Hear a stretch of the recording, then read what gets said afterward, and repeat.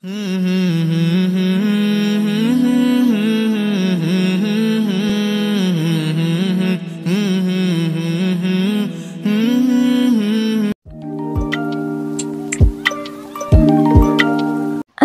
আলাইকুম আমার চ্যানেল ইনমুজ ব্লগে সবাইকে স্বাগতম। আমি এখানে জোহরের নামাজ পড়ছিলাম, এরপরে গেলাম ইফতার বানাতে।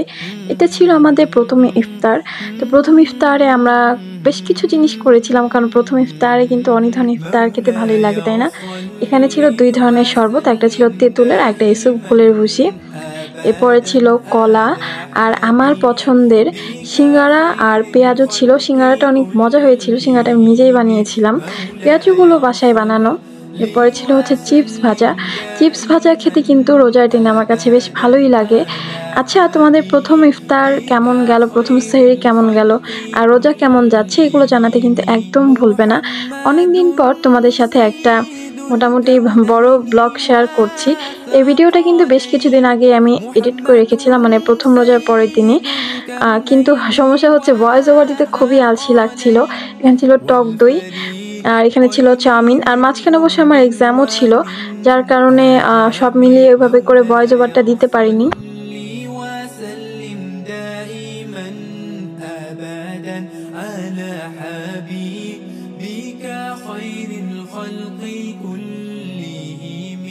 مولاي صل وسلم دائما أبدا على حبيبك خير الخلق كلهم.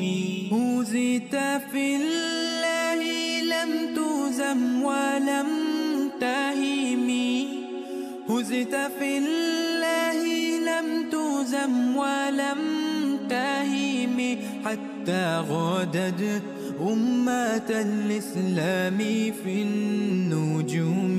مولاي صل وسلم دائما أبدا على حبيبك خير الخلق كلهم. مولاي صل وسلم دائما أبدا على حبيبك خير الخلق كلهم. সব খাবার দাবার খেয়ে আমি এখানে টক দই খাচ্ছিলাম। আর 4 তারিখে ছিল আমার রাষ্ট্রবিজ্ঞান দ্বিতীয় পত্র পরীক্ষা, মানে ডিগ্রির ফাইনাল পরীক্ষা লাস্টে। কারা কারা ডিগ্রি পরীক্ষা দিচ্ছ? তো যেহেতু পরীক্ষা একটার সময় আর ঘুম থেকে উঠতে বেশ বেলা হয়ে যায়, তাই আমি এখানে কিছু পড়াশোনা রিভাইজ করে রাখছিলাম, যাতে শুধু যাওয়ার আগে একটু টাচ আপ দিয়ে যেতে পারি।